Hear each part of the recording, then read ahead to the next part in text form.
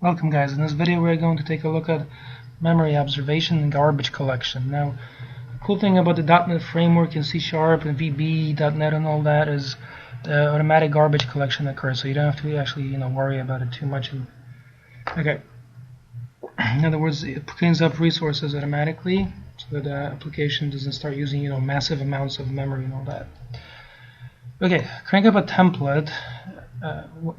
Console app, and now we're going to type using system, and you're going to say here, say namespace sample.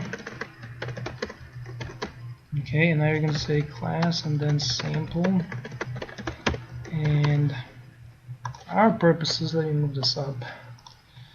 You're going to say private integer x. Alright, then you'll say here public sample and I, like that. Okay, and I can say this dot x equals I. So we'll make some objects. They have an instance variable called x, and then through the constructor we'll set the value of the instance variable. Now here, I'm going to delete this. We're going to make class program, so class program, and then of course static void main. And here you're going to say console.writeLine and memory before goes with a semicolon, and here next you're going to say console.writeLine, and you're going to type GC. That indicates the garbage collector. It controls the system garbage collector, serves that automatically reclaims unused memory. Okay, so it's good. And then you're going to say dot and get total memory like this, and as you can see it says retrieves the number of bytes currently thought to be allocated. Notice it says thought to be, so not a definite thing, an estimate. The parameter indicates whether this method can wait a short interval before returning or to allow the system to collect garbage and finalize objects. There you go. So in our case, you're going to set that parameter to false and close that with a semicolon. Next, you're going to make sample array, okay, an array of sample objects.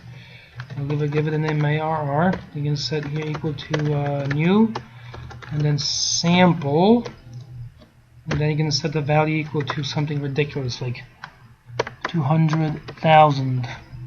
Okay? There you go. Clearly that should have some impact. Next we're going to say for int I equals 0, and then I less than my r.length. You can say r++. There you go. And then you're going to say my r, the index within the brackets. And you're going to make a new sample object. And now I'm going to show you a way of making random quantities. So let me delete this code down below. And you're going to say here new sample, and you're going to say new random, like that, and you need to seed that process of random number generation. So the way to do that is to type datetime.now.millisecond, and then to do .next, and then specify the number you want to generate between 0 and say 10,000. Make sure you close that. Okay, I probably need to specify one in parentheses somewhere. Alright, that's good. Okay, so you're going to make a new random seeded with the millisecond. Now milliseconds are 1/1000th of a second, so that's changing fast, which means you are continually seeding the process with new values. Alright, at the end of that you're going to say here console.writeLine and memory after goes with a semicolon. Then you're going to say console.writeLine and then gc.get total memory, and then false goes out with a semicolon, and then console.read key. And we've been over the meaning of read key many times. Let's delete that. Alright, so there's our simple app. Give it a build.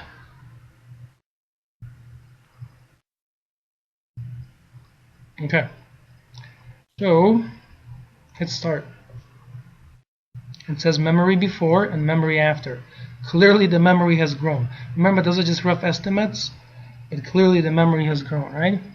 And now if you imagine, I'll change this to 2 million. Is it 2 million? Yeah, that's 2 million. Hit start. Memory before.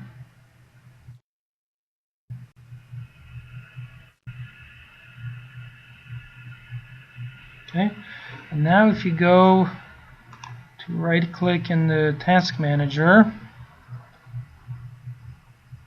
I'm using Windows 8, right? You see memory after obviously has grown a lot. There you go. So besides the stuff that startup users details service process, performance, memory. There you go. So as you can see, CPU, Wi-Fi. Let me escape from that. There you go. Now let's do this. Now let's make it really nuts. 5 million. Start. It's a memory before, fairly small. The task manager.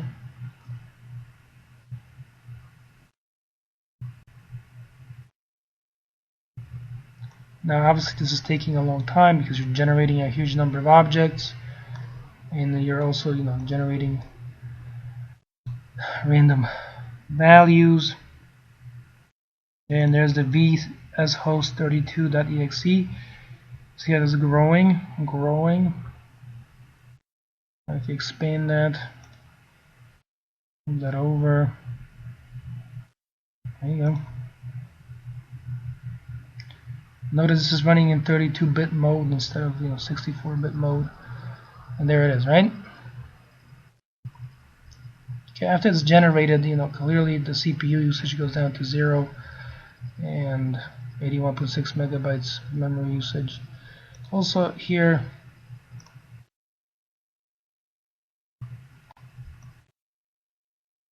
let me unload that. Let me unload this app. Okay, Visual Studio itself. If you go to Task Manager, yeah, as you can see. Okay, as you can see, Visual Studio itself takes 214 megs, so it's also a big program. Okay, and recording the screen obviously takes a lot of memory. There you go. So that what you've just seen is how to make a huge number of random numbers, and then how to store those numbers in an array. And then you've seen how you can look at the memory before and memory after. And if you're debugging, this might be helpful, right? Just so you can observe, what's happening. Because if your memory is completely out of control, then obviously that's a problem, because then people will be complaining that they install your program and but then after a few minutes everything starts shutting down because this starts overpowering every other process and consuming all the resources. Alright, and that's it. Thanks very much, and I'll see you.